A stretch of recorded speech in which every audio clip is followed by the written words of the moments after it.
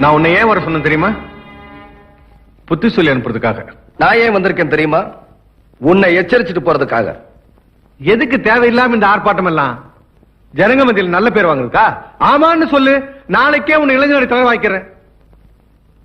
புரியல? நீ எங்கள்ல ஒருத்தனா இருக்கணும்னு ஆசைப்படுறேன். நான் ஏழைகள்ல ஒருத்தனா இருக்கணும்னு ஆசைப்படுறேன்.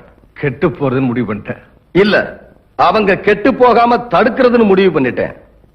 என்ன பாக்குறீங்க? தம்பி புதுசா கட்சி ஆரம்பிச்சு ஆட்சியை பிடிக்கணும் முடிவு பண்ணிட்டாரு. முடியாது தம்பி, முடியவே முடியாது.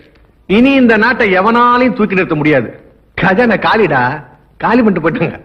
எங்களுக்கு ஆட்சி வேணாம். ஆட்சியில இருக்கிறவங்களுக்கு ஒழுக்கம் வேணும், நாணயம் வேணும், நேர்மை வேணும். அது தப்பு.